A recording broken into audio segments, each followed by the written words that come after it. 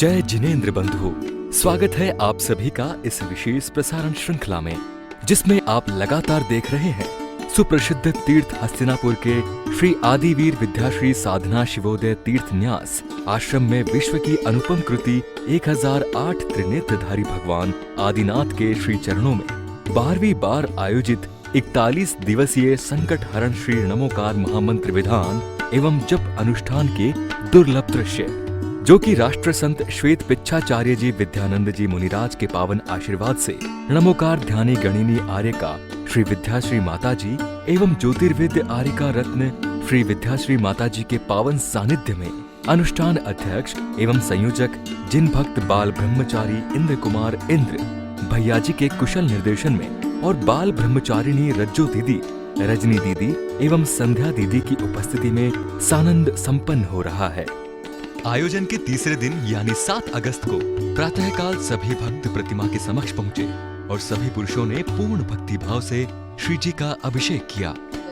इंदैवम हम सम सम तम तम पम पम झम झम छीम छीम छुईम छुईम द्राम द्राम द्रे दुग्धराजनाभिषेकामि स्वा जिनेन्द्र विधि विराजमान आदिनाथ पार्श्वनाथ चंद्र शांतिनाथ नमस्या ओम नमस्ते लोकनाथाय सर्वज्ञाय महात्मने वच्चेत सेवनामानि मोक्षसो कावलाशे निर्मलाश्याश्य शुद्धो निर्वकारो निर्मया निशिरो निस्तांको शुद्धा सूक्ष्मो निरंजा निष्कलंक नरालम मनोनुत्वा निर्वैव निरंकारो निर्कारो नित्तान निर्दोषो निर्जान शांतो निर्वंशवा निस्तांको निराकारो निष्कारो निग्राभरो निर्वादो निर्ज्ञानी निरागजना निशब्दो प्रतिमा श्रेष्ठ उत्कृष्ट ज्ञान गोचरा निशंग प्राप्त केवल अष्टका सवर्ता अनुगो महापूतात्मा कर्ष कर शेखरा निशब्दो कर संपन्ना पापताव अपनश्ना शोभ योग शिवम प्राप्ता कर्म दोता बलवा जिनोमर सिद्धो अर्चतो अच्छो अमूर्तो अच्छतो ब्रह्मा। शांति धारा के संपन्न होते ही संगीत के साथ सभी भक्तों ने भगवान की मंगल आरती उतारी। का प्रसार है देखो आज जिन मंदिर में कैसी जय जयकार है आनंद। इसके बाद विधान पूजन आरंभ हुआ और सभी भक्त बड़ी ही तल्लीनता से जिनेंद्र प्रभु की भक्ति करने लगे।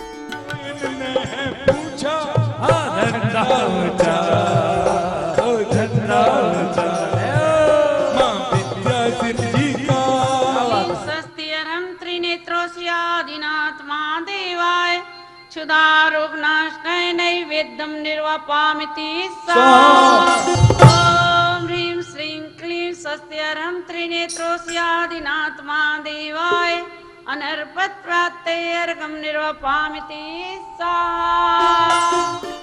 विधान के चलते समस्त आर्यका संघ ने भी अपना मंगल सानिध्य प्रदान किया और भैया जी ने कुशल निर्देशन करते हुए अपनी मधुर आवाज में भक्तों को बांधे रखा। आत्म कल्याण हेतु उनके सब दुखों के नाश हेतु आदिनाथ के चरणों में महा अर्घम पूर्ण अर्घा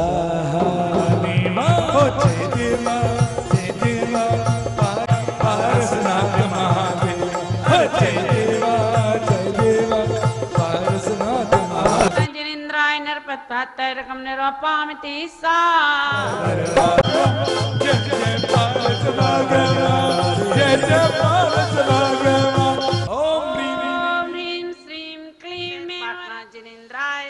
जय माला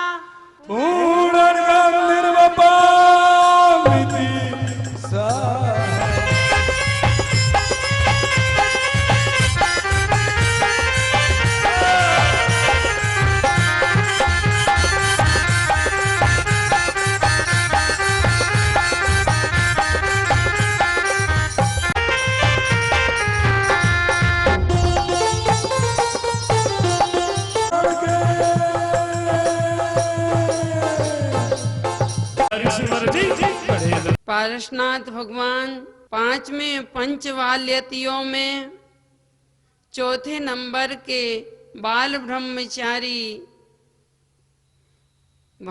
ब्रह्मचारी पंचवाल्यति थे।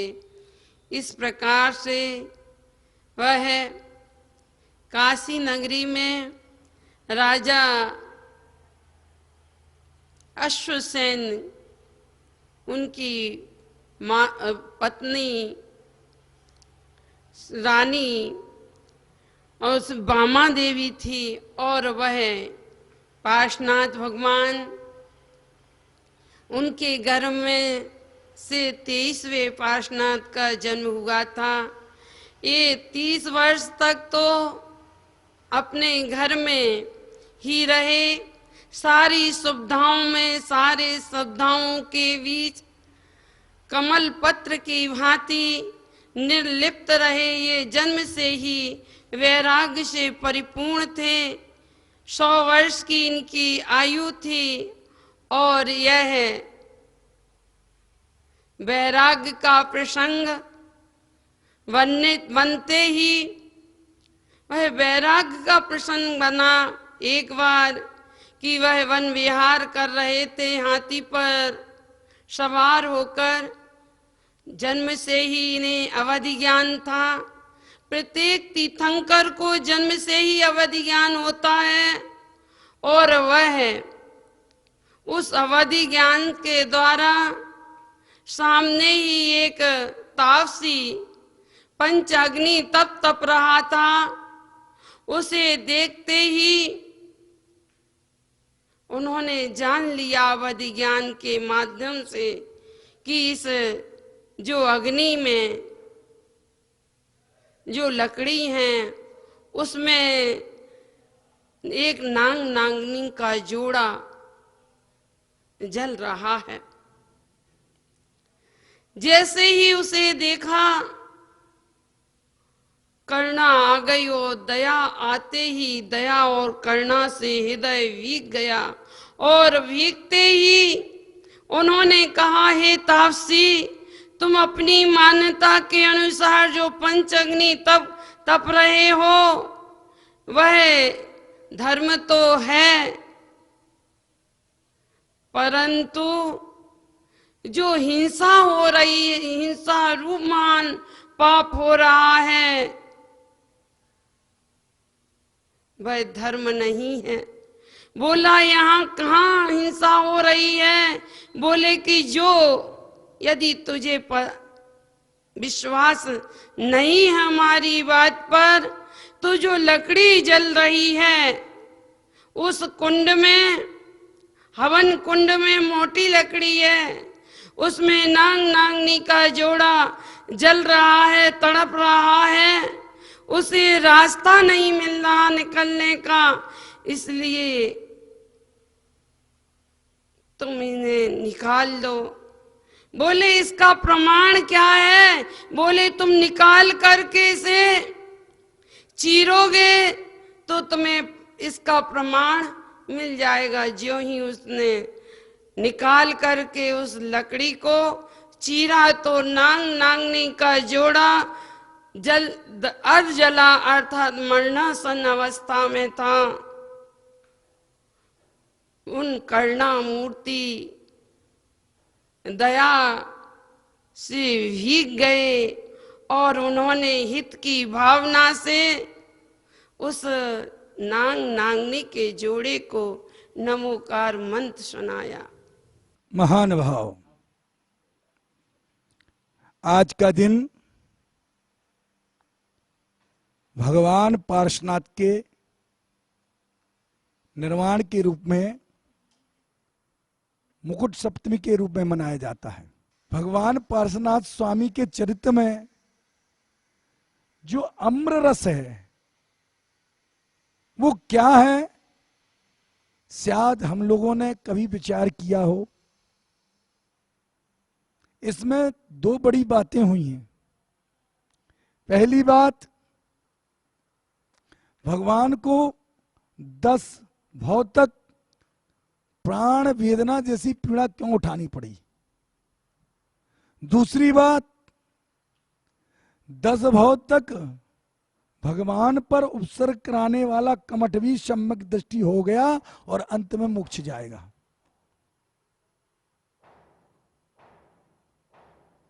दो बातें तो इसमें बहुत अच्छी हैं और तीसरी बात और एक इस हस्तिनापुर से जुड़ी है और भगवान पार्श्वनाथ के उपसर्ग हटने से जुड़ी है। महान भाव, पारस अभ्युदय में भगवान आचार्य जिनसेनाचार्य कहते हैं, वो क्या कहते हैं कि भगवान पार्श्वनाथ पर जब उपसर्ग हुआ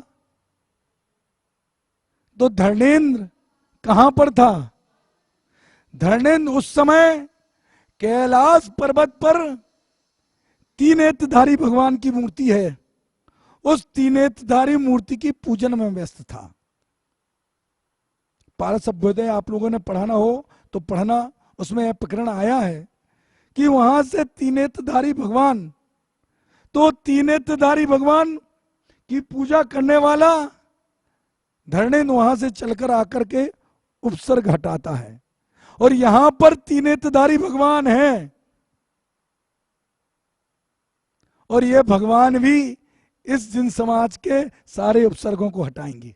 महान भाव, पार्श्वनाथ ने ऐसा कौन सा कर्म किया जिससे उन्हें 10 भाव तक प्राण अंत वेदना सहनी पड़ी? उसका एक ही कारण है।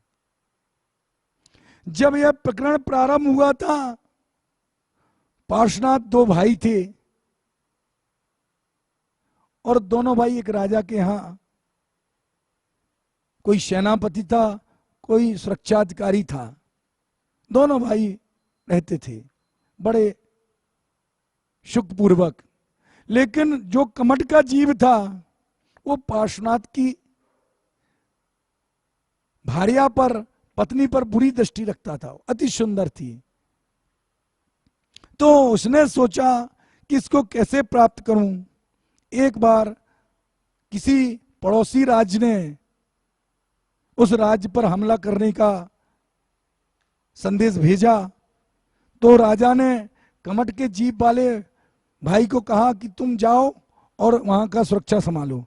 लेकिन उस कमट की जीप ने कुटिलता की कि मेरा भाई जो पार्श्वनाथ का जीव है उसको आप भेज दो, और वो सरकार में निपुण है। क्योंकि वह राजा बड़ा ही बलशाली था, उसने सोचा ये जाएगा और ये इसको मार देगा, और मरने के बाद इसकी पत्नी हमारी हो जाएगी। उसने ऐसा विचार करके और पारस के जीव को भेज दिया। युद्ध हुआ, युद्ध कई दिन तक चला। यहां कमट के जीव ने पारस की भार्या को, पत्नी को जबर बलपूर्वक उससे अपना संबंध स्थापित करके उससे साथ बलात्कार या बलात्कार किया, दुराचार किया और उसको अपना बना लिया। यह बात जैसे राजा को पता चली, राजा ने उस कमट के जीव को निकाल के बाहर कर दिया। यहां से जाओ, तुम्हें राज निकासित करते हैं। मैं इसलिए तुम्हें मृत्युदंड नहीं दे रहा हूं क्योंकि तेरा भाई अभी युद्ध में व्यस्त है, वो आने के बाद इसका निर्णय लिया जाएगा, जब तक के लिए तुझे देश निकाला दिया जाता है। कालांतर में युद्ध में पारस का जीव विजय होकर के लौटता है, उसका सम्मान होता है, और जैसे ही वह आता है, वह घर पहुंचता है, उसको सारा वृत्तांत पता चलता है कि मेरे भाई ने मेरी भार्या के साथ दुराचार किया और उसने गलत व्यवहार करके और उसके सील को भ्रष्ट किया। पार्श्वनाथ सोचता है ये तो छोटी सी बात है, पार्श्वनाथ का जीव, चलो भाई अगर अपना है तो कोई बात नहीं, कर दी, मैं भाई को मना के लाता हूं और फिर से ऐसे ही रहेंगे। कितना बड़ा, बस इसी पॉइंट पर, इसी बात पर रुक जाना। पाप सबके लिए पाप होता है, और पाप की प्रशंसा कोई बात नहीं, माने उस स्त्री का कोई मान सम्मान नहीं, उस स्त्री की कोई इज्जत नहीं जिसके साथ इतना बड़ा दुराचार हुआ हो, और वो अपने भाई को मनाने के लिए चल देते हैं। इसी कारण उस पाप की पुष्टि करने के कारण पार्श्वनाथ के जीव को 10 भाव तक प्राण वेदना सहनी पड़ी। महान भाव, जाता है पारस का जीव और वहां वो कमट का जीव तपस्या करता है। वह देखता है कि मेरा भाई आ गया, ये जरूर मुझसे कुछ झगड़ा करेगा। वो विनम्रता से उसके चरणों में झुकता है कि भाई सब गुस्सा छोड़ो और चलो अपन चलते हैं, फिर से वैसे सुखपूर्वक रहेंगे। और वह इतना विचार करते हुए कामट का जीव उसके ऊपर शिला पटक देता है और वहीं उसका प्राणांत हो जाता है। महानुभाव, पाप की पुष्टि करने के कारण कितना बड़ा दंड, प्राण अंत का दंड तत्काल मिला। ये था पार्श्वनाथ को 10 भाव तक कष्ट सहने का। अब एक बात और छोटी सी बताना चाहता हूं।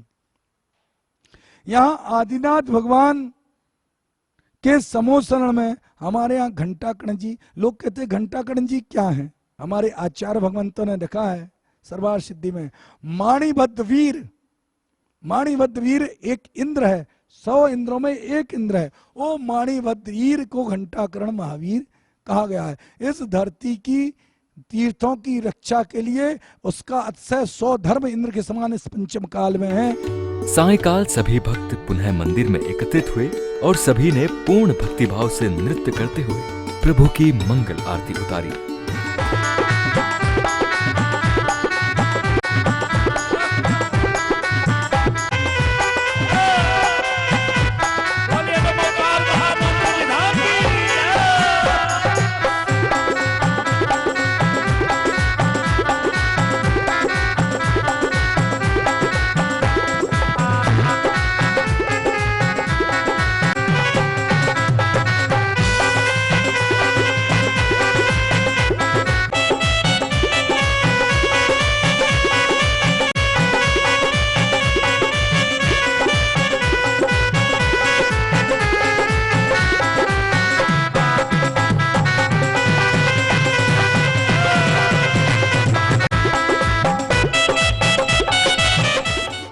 तो दर्शकों, इसी के साथ अब वक्त हो चला है आपसे विदा लेने का। कल देखना न भूलिएगा चौथे दिन का दृश्य। जय जिनेंद्र।